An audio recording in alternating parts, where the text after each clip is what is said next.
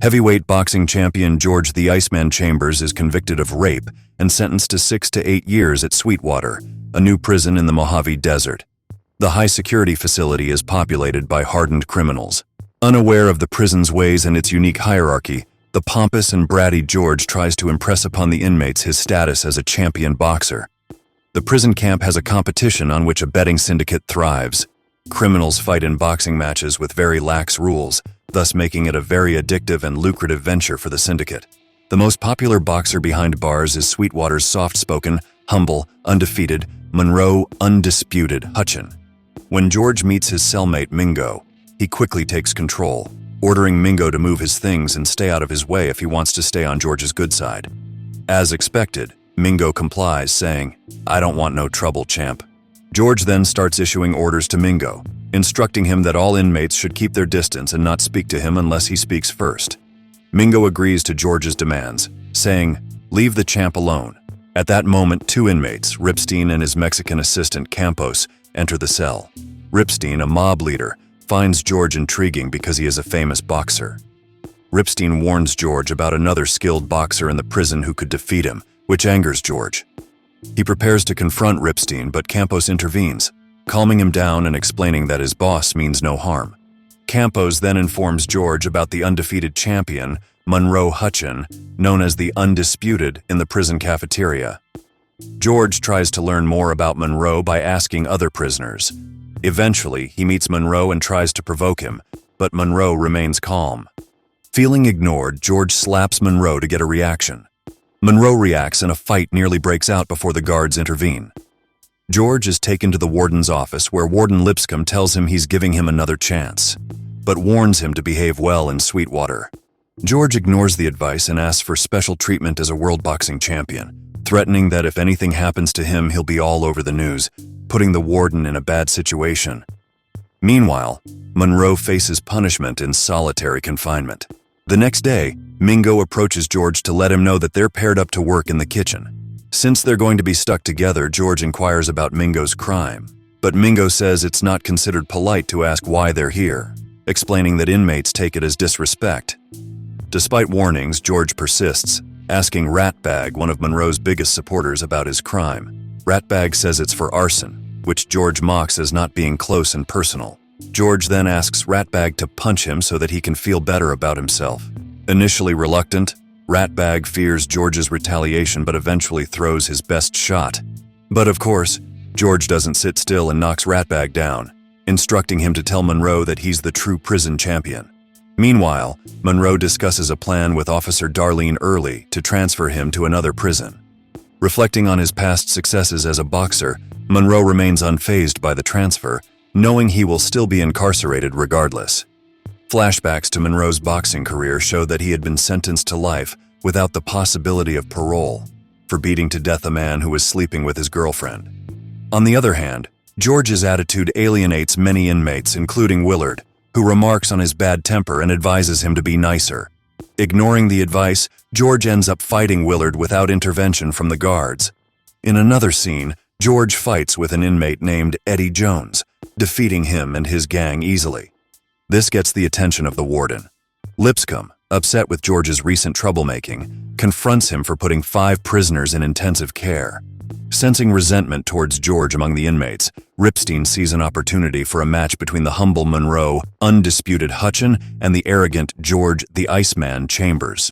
Ripstein asks Campos to get everything ready and coordinate with their criminal group to organize betting events outside the prison. Ripstein faces resistance from Warden Lipscomb, who is hesitant to approve the fight. Ripstein tries to convince the warden to agree, but when gentle persuasion doesn't work, Ripstein has to threaten Lipscomb. Finally, the warden has to give in to Ripstein's demand. However, there are conditions. The fight has to happen while Lipscomb is on vacation, and he doesn't want to be involved in any illegal activities. Lipscomb also makes it clear that no one can record or publicize the fight, and everything has to return to normal when he gets back from vacation. Ripstein accepts all these conditions and they come to an agreement.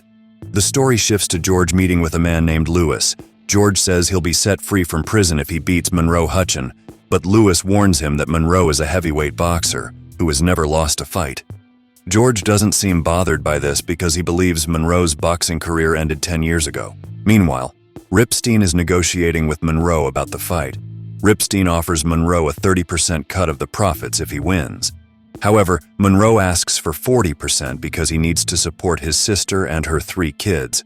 After striking a deal with Monroe, Ripstein approaches George and informs him that Monroe is all set to fight him.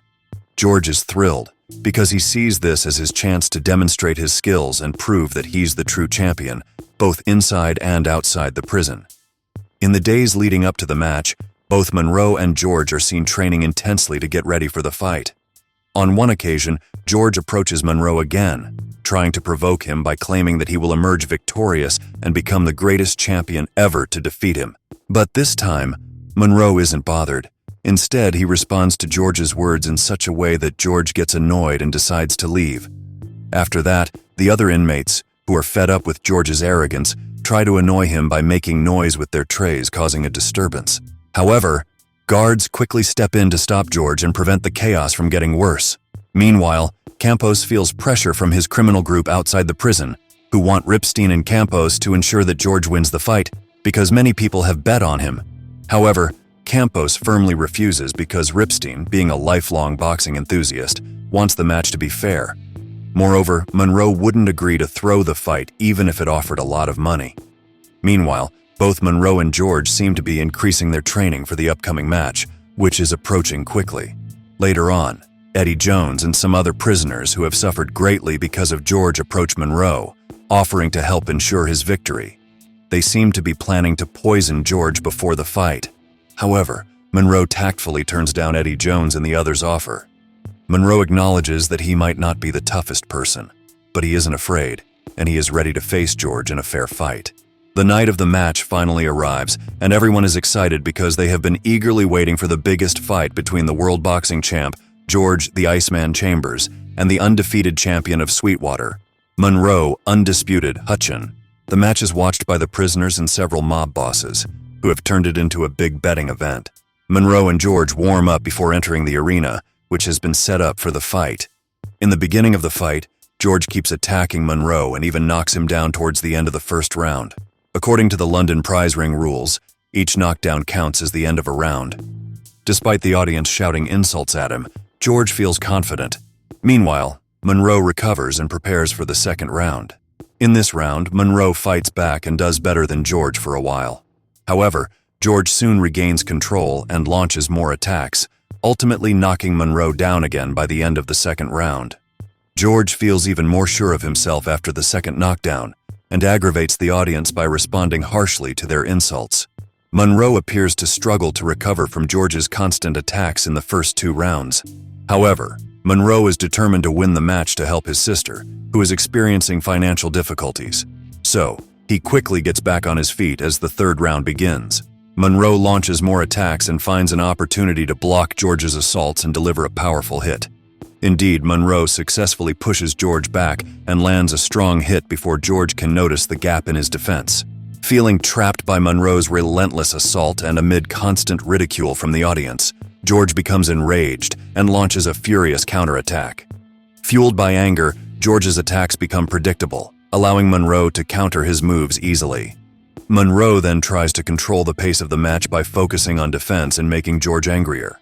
Surprisingly, this tactic works, and George continues to attack Monroe even after the third round has ended. This prompts his manager to step in before George risks disqualification. In the final round, Monroe manages to outperform George with every attack. He lands a powerful punch to George's face, knocking him down and winning the fight, defending his title as the undisputed champion. Later, Ripstein's assistant Campos reveals, in a narrator voice, that Ripstein died 3 weeks after the fight, but in his will, he left him $2 million. George Chambers was released on parole, and Monroe Hutchen received the money for his sister, who was experiencing hardship.